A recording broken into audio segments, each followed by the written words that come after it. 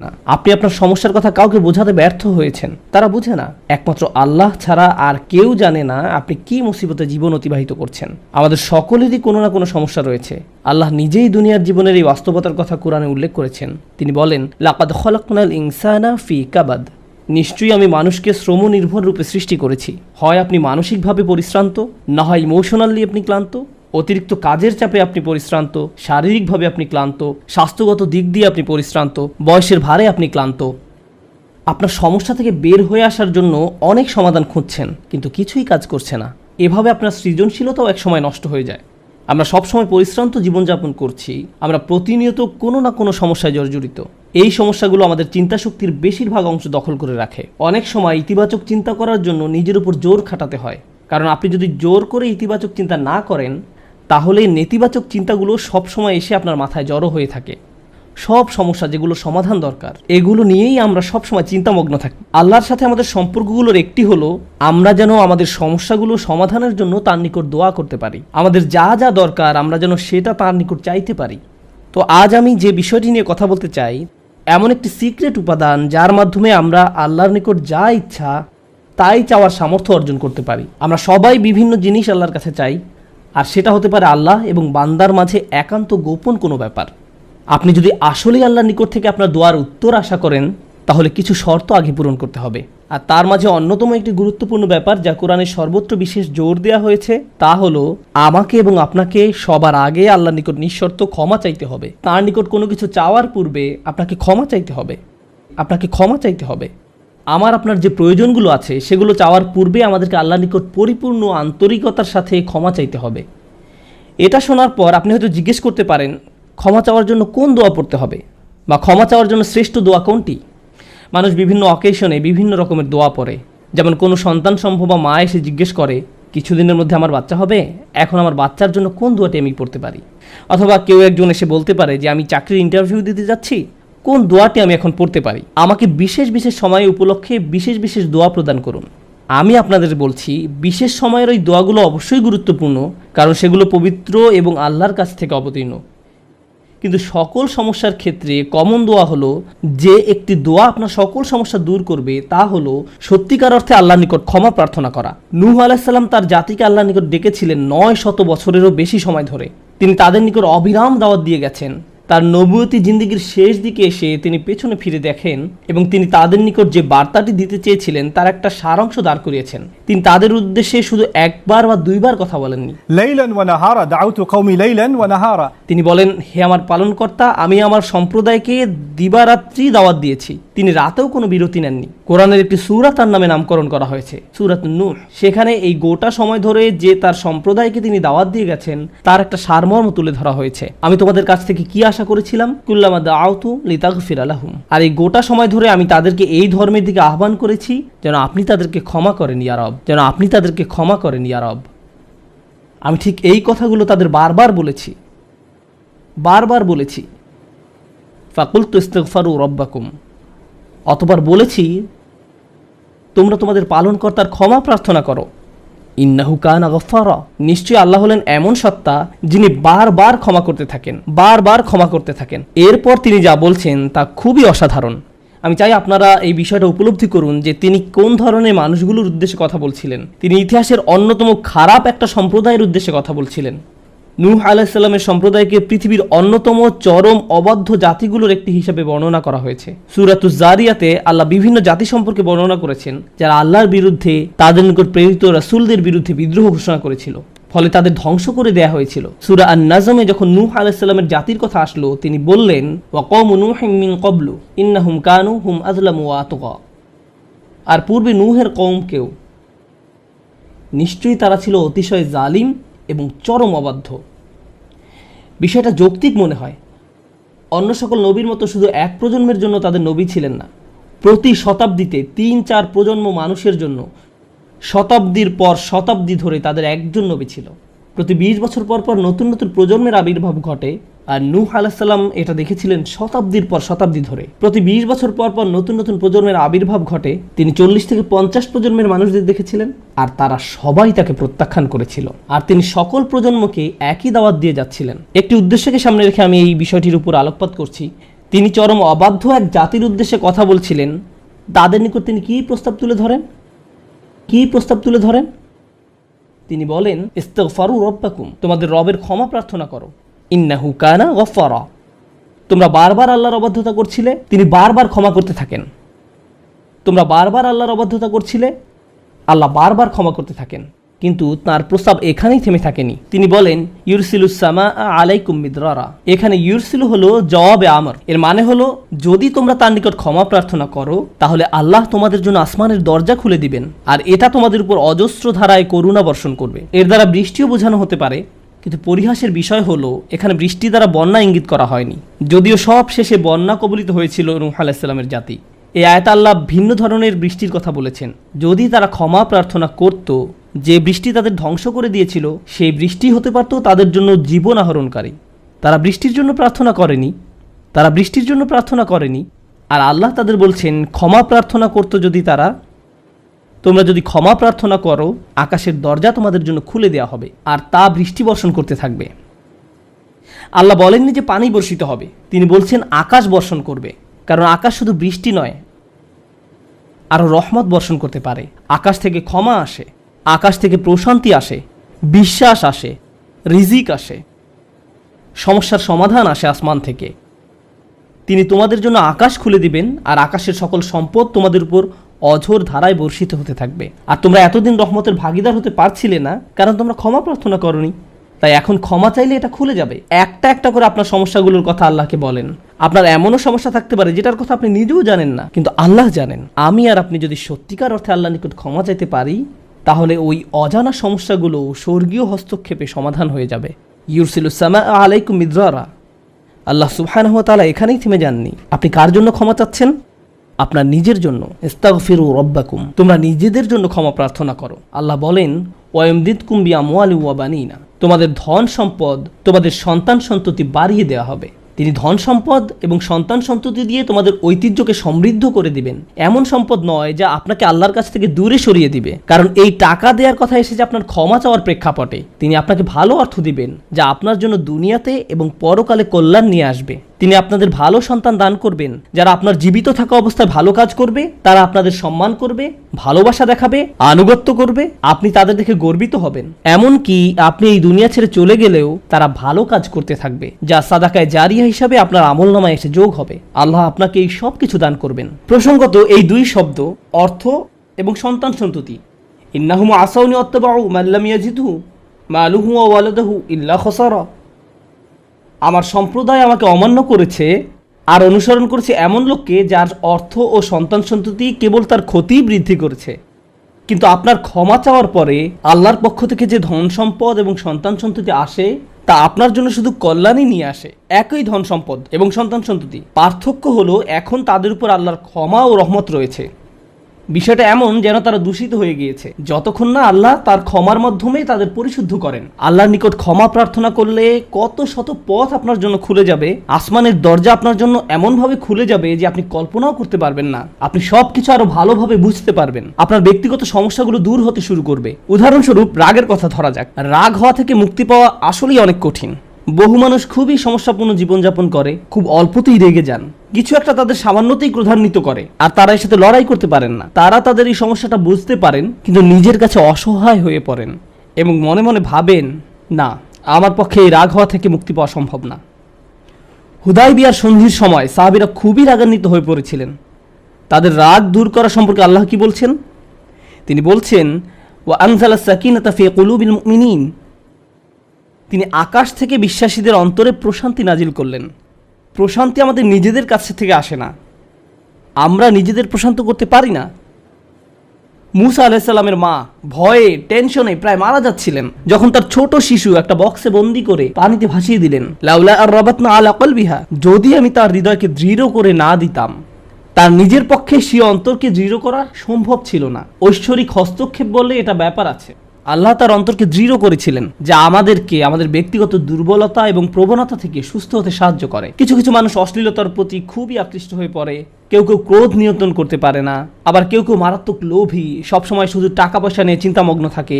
তারা এসব থেকে বের হয়ে আসতে চায়, কিন্তু নিজেদের সাথে যুদ্ধ করে পারে না। এই সব সমস্যার সমাধান আসে আল্লাহর পক্ষ থেকে।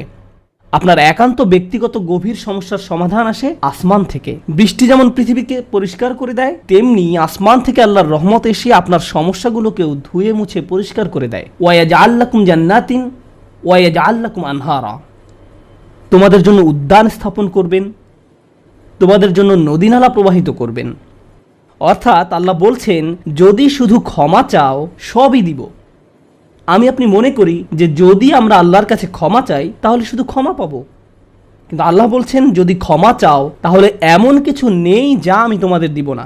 বিষয়টা এমন যে আপনি ইচ্ছা করলে এক এক করে বিভিন্ন জিনিস চাইতে পারেন, অথবা শুধু ক্ষমা চান তাহলে সবই পাবেন। কি আর বাকি থাকে?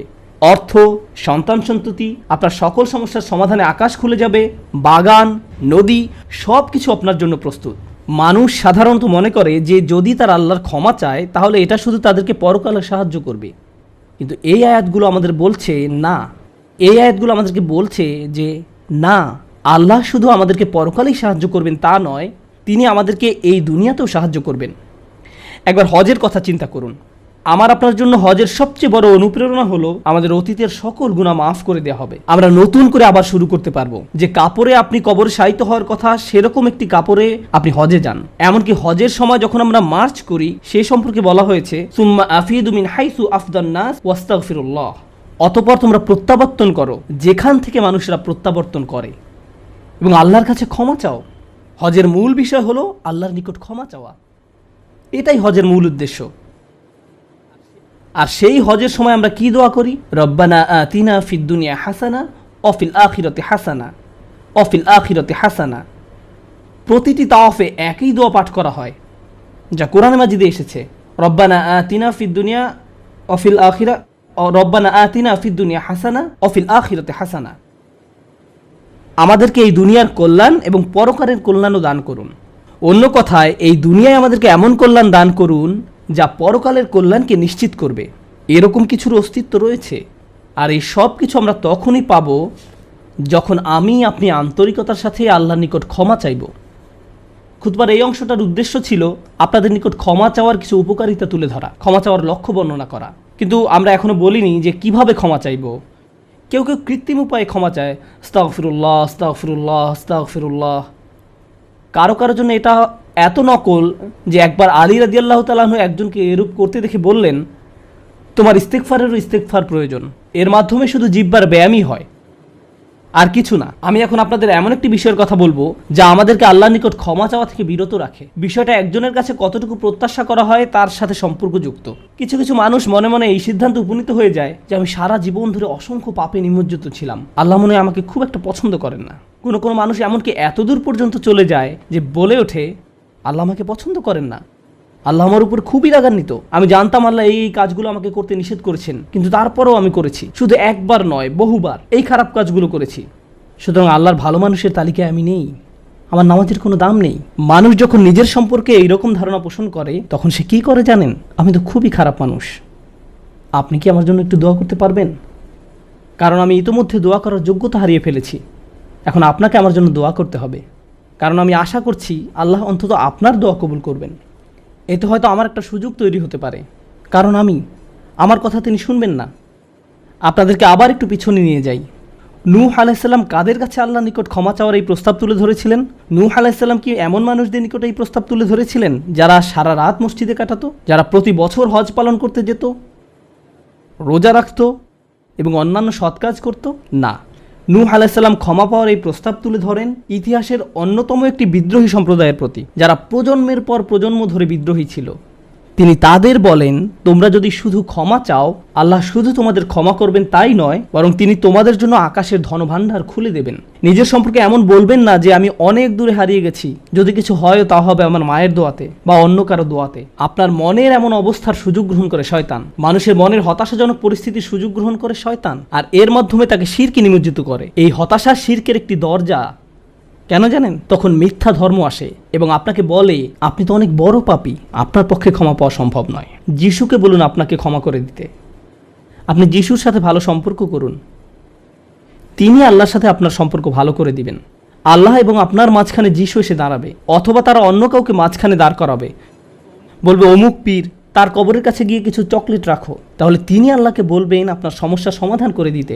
আপনি এখন আল্লাহর সাথে কথা বলতে পারবেন না, কিন্তু ওই পীর তিনি আল্লাহর প্রিয় বান্দা, তাই আপনি তার মাধ্যমে আল্লাহর কাছে আপনার দরখাস্ত পেশ করুন। এভাবে শিরকের দরজা খুলে যায়। অন্য কথায় আল্লাহর সাথে আমাদের সরাসরি যোগাযোগের মূল বিষয়টি, তাওহীদের মানেই হলো সরাসরি যোগাযোগ। লা ইলাহা ইল্লাল্লাহ একই কথা বলে, আর এই সব কিছুর মূল কথা হলো আপনার যা প্রয়োজন তা সরাসরি আল্লাহর নিকট প্রার্থনা করুন।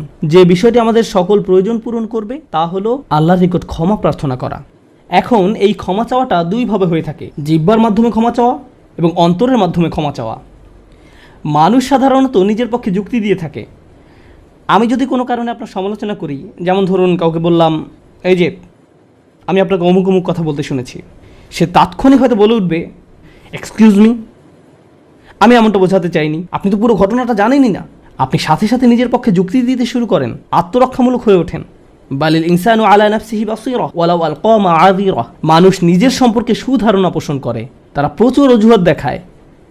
আপনি যদি আসলেই আল্লাহর ক্ষমা চান, আপনাকে নিরিবিলি একটা সময় খুঁজে পেতে হবে। যদি আরবিতে দোয়া করতে না পারেন, কোনো সমস্যা নেই, আপনি শুধু পাঞ্জাবি, বাংলা, বাহাসা বা উর্দু জানেন, কোনো ব্যাপার না। আপনি আপনার নিজস্ব ভাষাতেই আল্লাহর সাথে কথা বলুন, আন্তরিকতার সাথে আপনার অপরাধগুলো স্বীকার করুন, কোনো অজুহাত দেখাবেন না। এরকমটা করতে পারা আসলেই কঠিন, কারণ আয়নার সামনে দাঁড়িয়েও আমরা নিজের সাথে মিথ্যে কথা বলি, নিজেকে এভাবে প্রবোধ দেই, আমি আসলে অত খারাপ না, আমি যা যা করেছি তার কারণ আছে। যখন আপনি আল্লাহর সামনে দাঁড়াবেন, নিজের কাজের বৈধতা দেওয়ার কথা ভুলে যান। আল্লাহ জানেন আপনি কি অবস্থার মধ্যে দিয়ে যাচ্ছেন, তিনি জানেন এটা কঠিন সময় ছিল, তিনি জানেন অমুক অমুক বিষয় আপনাকে সম্পূর্ণ গ্রাস করে ফেলেছিল। ইয়া রব, আমি অনেক চাপের মধ্যে ছিলাম তাই মদ খেয়েছি। তিনি আপনার সবগুলো অজুহাত সম্পর্কে আপনার চেয়ে ভালোভাবে জানেন। আপনাকে অকপটে তার নিকট আসতে হবে, ফিল্টার ছাড়া, কোনো দ্বিধাদ্বন্দ্ব ছাড়া, নির্দ্বিধায়, কোনো রকমের বিব্রত বোধ করা ছাড়া। অনেক সময় আমরা নিজেদের পাপ স্বীকার করতে বিব্রত বোধ করি, একরাশ লজ্জা এসে আমাদের জড়িয়ে ধরে। কিন্তু যতক্ষণ না আপনি আল্লাহর নিকট অকপটে সকল পাপ স্বীকার করে নিচ্ছেন, আর এভাবে যখন নিজের উপর যে অন্যায়গুলো এতদিন ধরে করে এসছেন তা আপনি মুখ দিয়ে উচ্চারণ করতে শুরু করবেন, আমার বিশ্বাস করতে কষ্ট হয় যে সে সময় আপনার চোখ দিয়ে কোনো অশ্রু নির্গত হবে না। একজন মানুষের পক্ষে এটা অসম্ভব যে সে আল্লাহর সামনে এভাবে নিজেকে খোলাখুলি উপস্থাপন করবে আর তার চোখ দিয়ে কোনো অশ্রু বের হবে না, কারণ এটা দুর্বলতা প্রকাশের সময়। দুনিয়ার সামনে আমরা সাধারণত নিজেকে শক্তিশালী, আত্মবিশ্বাসী এবং দিব্যি সুস্থ হিসাবে উপস্থাপন করি। সবাই আমাদের দেখে মনে করে সবকিছু ঠিক আছে, কিন্তু ভেতরে ভেতরে যে আমি বহু সমস্যায় জর্জরিত তা একমাত্র আল্লাহ জানেন। আপনাকে সকল জড়তা কেটে তার নিকট সম্পূর্ণ খোলাখুলিভাবে নিজেকে উপস্থাপন করতে হবে, আর কেবল তখনই আপনি আল্লাহর নিকট ক্ষমা চাওয়ার অবস্থানে যেতে পারবেন। তারপর সিজদায় গিয়ে কাঁদতে থাকুন। তখন এটা শুধুমাত্র আস্তাগফিরুল্লাহ আস্তাগফিরুল্লাহ বলার মতো হবে না, এটা হয়ে উঠবে আল্লাহর সাথে একটি সত্যিকারের কথোপকথন, আল্লাহর নিকট সত্যিকার অর্থে পাপ স্বীকার। এটা খুবই শক্তিশালী একটা অনুশীলন, চেষ্টা করে দেখুন। আপনাকে একটা নিরিবিলি সময় খুঁজে পেতে হবে। নিশ্চিত করুন যে কেউ আপনার কথা শুনছে না।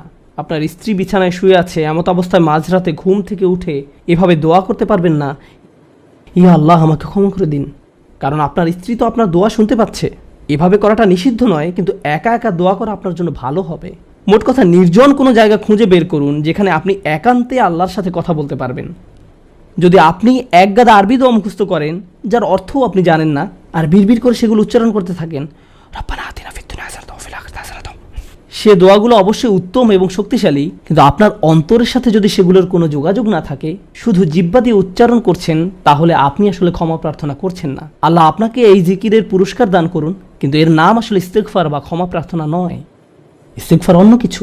যখন আপনার চক্ষু খুলে অশ্রু নির্গত হতে শুরু করে, তখন আকাশের দরজা খুলে যায়, তখনই সেটা খুলবে। এই দুইটার মাঝে একটা কানেকশন আছে।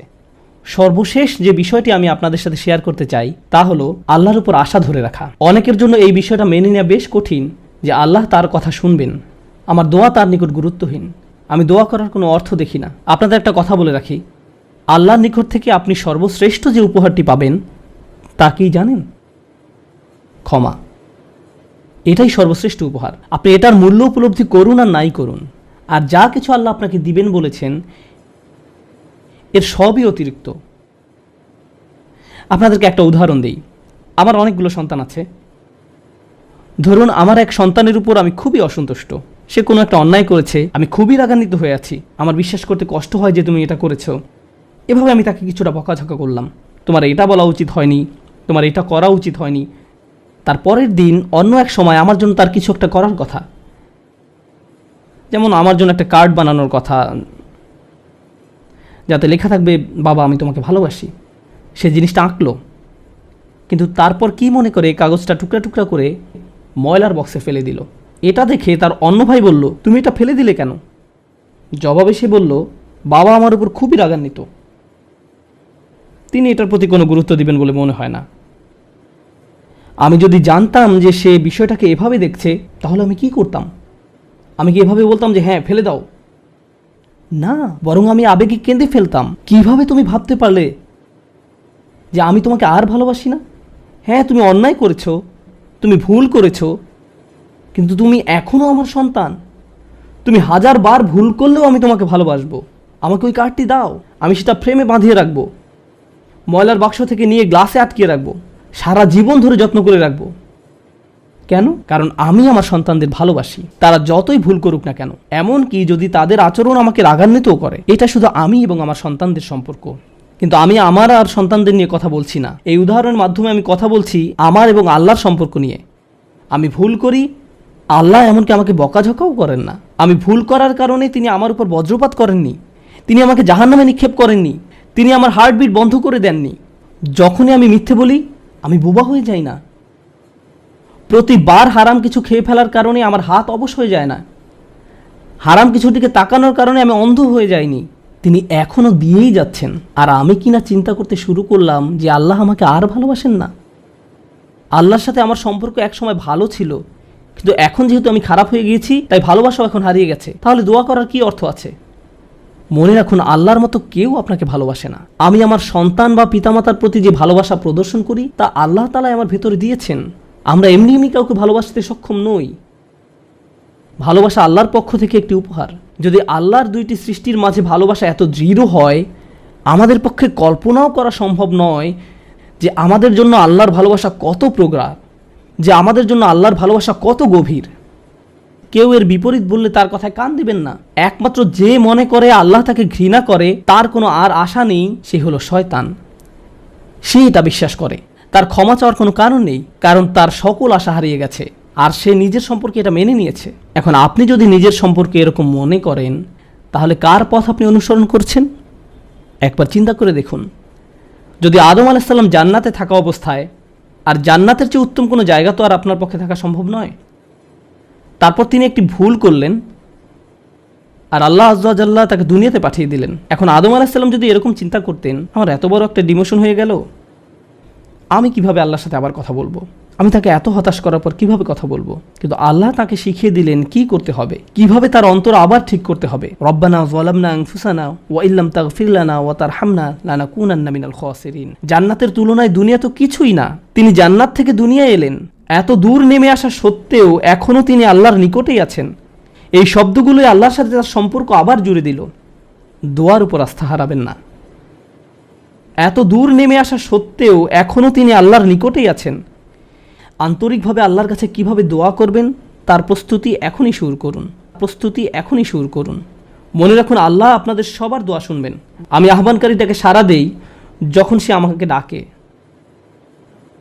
এটা আল্লাহর অঙ্গীকার। আর আমি আপনি 1 নম্বর যে দোয়াটি করব, তা হলো ক্ষমা চাওয়ার দোয়া। আল্লাহ আমাদেরকে এমন মানুষে পরিণত করুন যারা সত্যিকার অর্থে ক্ষমা চায়। আল্লাহ আমাদের অন্তরে তার নিকট ক্ষমা প্রার্থনা করার তীব্র ব্যাকুলতা তৈরি করে দিন। আল্লাহ আমাদের অন্তরকে এমন নরম করে দিন যেন আমাদের চোখ দিয়ে অশ্রু নেমে আসে। আমরা যারা তার নিকট ক্ষমা প্রার্থনা করি, আমাদের সবার জন্য আল্লাহ আযজা ওয়া জাল্লা তার রিজিকের দরজা খুলে দিন। সর্বশেষ একটা বিষয় মনে করিয়ে দিতে চাই যে আল্লাহ আযজা ওয়া জাল্লা অনেক পথভ্রষ্ট জাতিকে ধ্বংস করা থেকে বিরত থাকেন। কেন জানেন? কারণ সেখানে এমন মানুষ রয়েছে যারা আল্লাহর নিকট ক্ষমা চায়। শুধু তাদের মাঝে এমন কিছু মানুষ রয়েছে যারা এখনও আল্লাহর নিকট ক্ষমা প্রার্থনা করে। তাদের কারণেই আল্লাহ গোটা জাতিকে আর ধ্বংস করেন না। ইস্তেগফার করা মানুষে পরিণত হন। আল্লাহ আমাদের সবাইকে রক্ষা করুন। বারাকাল্লাহু লি ওয়া লাকুম। আসসালামু আলাইকুম ওয়া রাহমাতুল্লাহি ওয়া বারাকাতুহু।